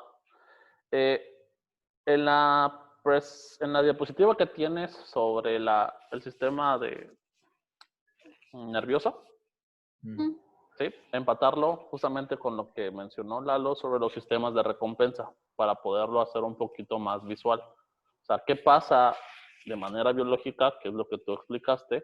Y por otro lado, ¿qué pasa de manera psicológica, digamos, en todo este proceso, ¿no? Que al final la liberación de endorfinas y demás compuestos, pues provoca un sistema de recompensa. Entonces, ¿por qué volvemos a comer chile? Pues porque nos encanta sentir esa sensación, ¿no? Porque esa sensación, por las drogas por lo que libera el cerebro, de eso de bienestar, de me gusta, por eso volvemos a comer. Porque alguien se vuelve a aventar del paracaídas, porque alguien... Exacto. Más, ¿no?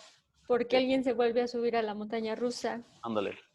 Entonces sí es una cuestión, y justamente el sistema de recompensa lo que te hace es que te facilita mucho el ejemplificar qué está pasando sobre la reacción de los receptores con el incremento de la temperatura, con la liberación de compuestos, después con el efecto de liberación de endorfinas y por último pues ya el descenso de la temperatura y la sensación de bienestar como tal, ¿no? Entonces... Y además, culturización, porque nosotros tenemos basada nuestra cultura en eso. Sí, ahí hay un autor que, bueno, creo que está en el Drive, o no sé, que se llama, es un psicólogo estadounidense que se llama Paul Rosin. Son de los que pusiste, ¿no? Sí. No, de los que subí esta semana, no. Pero son de los que yo leí primero. y él fue el primero en estudiar el efecto de la capsaicina puntualmente sobre el sistema de recompensa, o sea, no solo en humanos, sino en primates y demás. Así Lo son. revisamos en algún punto, ¿verdad? Sí, sí, sí. Si lo tienes, porfa, súbelo, ¿no? Please. Sí, creo que lo tengo en un disco duro, porque en esa Sí, computadora no. yo lo guardé todo en el disco duro Sí. que me robaron. Entonces, Sí. Y ya yo creo que sería todo. Ya lo demás se trabaja. esto es importante, Lynn, la última parte está Sí. de cazar justamente el conocimiento tremendamente duro que es necesario, muy necesario en términos de explicaciones, para irle dando forma en términos de comunicación. Creo que lo vieron todos en la mañana, este concepto que no existe en ningún lado de Sigue México como como un espacio de innovación y comunicación. Tenemos que estar pendientes todo el tiempo de cómo caramba se lo vamos a hacer llegar. No deglutido, pero sí al menos bastante claro, o sea, muy visual, tremendamente específico para efectos de decirle, miren, aunque usted no quiera comer chiles, si usted lo come, va a ser más feliz.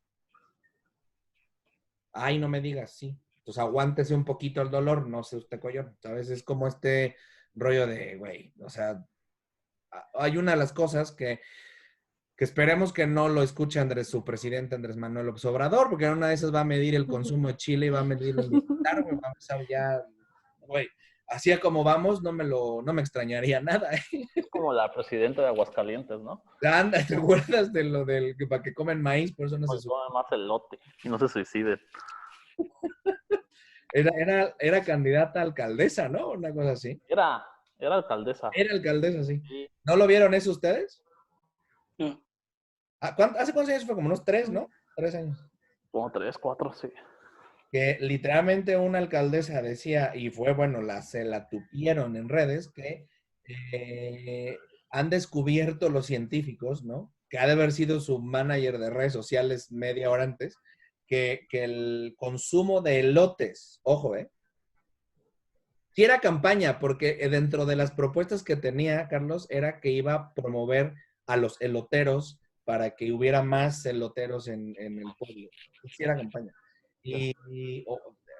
Una tontería que decía que iba a probar eso porque descubrieron que la gente, pues, que comía más elotes, pues no se suicidaba.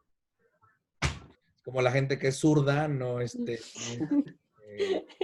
tenista. por ejemplo, es un ejemplo claro de una mala correlación. Eso Ahí no. está. Sí. Exactamente. Además hecho al vapor, güey. Eso está terrible. Bueno, Y ¿alguien más, con- chicos? David, ¿todo bien? Willy, Sí, sí, sí, todo bien. ¿algo más que decir, comentar? Pues creo que pues sí, ya nos estamos adentrando un poquito más para que, como usted dice, ya después aplicarlo a una cocina ya científicamente comprobable y poder ya jugar con mejor o de mejor forma con la capsaicina, con los niveles que nosotros decidamos agregar a las preparaciones para que se vuelvan mejor en el sentido de sensaciones que nosotros podemos ofrecerle al comensal. Ya va a ser una decisión de que si pica, si no pica, de qué tanto va a picar, pero ya entendiéndolo desde un aspecto más científico para poderlo aplicar a la cocina. Te hace Entonces creo que esto, ¿no, David?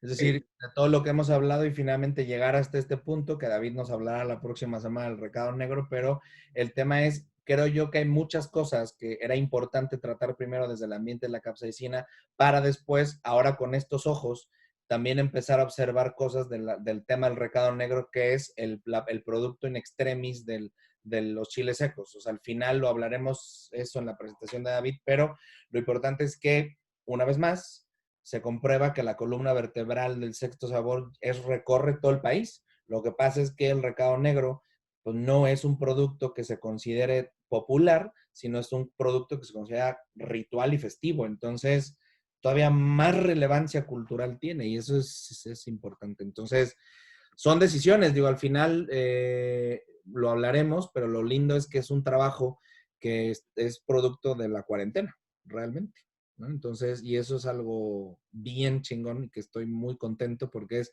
demostrar justamente cómo no necesitamos estar tampoco pegados a la señora para estar haciendo investigación de campo, ¿no? Que son muchas entrevistas y mucho conocimiento que en breve les doy acceso, que hay que darles acceso a la carpeta. Entonces, ahorita te mando los correos y te pongo a ti en la de capsaicin, para que ahora sí tengas ya acceso a todos los documentos.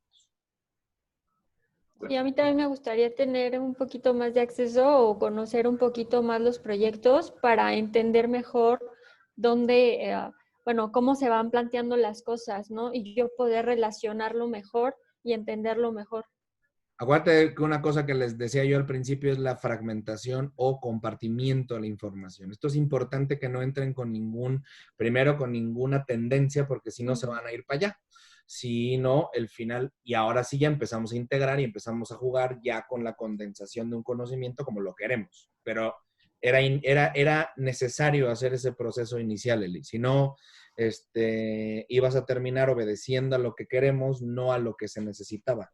Y eso, Ok, ojos frescos, eso es importante. perfecto. No maleados. Exactamente. No, en estas cosas. Solamente nosotros. Oye, ¿algo más, Eli, que nos quieras comentar? Pues agradezco mucho las observaciones. Siempre son para crecer y para nutrir. A ver, esto eres parte del equipo, ¿eh? No estás aquí como de Jeopardy de auscultación. Esto es que al final esta es tu casa. Aquí es donde vienes a decir cosas que yo digo un montón, todos las decimos, al final no sale de aquí. Cuando sales, cuando ya estamos seguros de ciertas cosas, ¿no? Para que también tú lo tomes en cuenta, David, porque al final eso es lo que hemos ido haciendo con las reuniones que tenemos. Pero lo importante es que con David llevamos 4 reuniones de academización y fregón lo que llevamos. Tú apenas estás integrando, así que se te quitan los nervios, ya nos veremos en físico. Porque normalmente después de esto viene la cerveza y el mezcal. Entonces, ese es el tema, ¿no? Que hace falta, justamente. La dosis de capsaicina. Es necesario, justo necesario, con unos tacotes así picantes, chingados.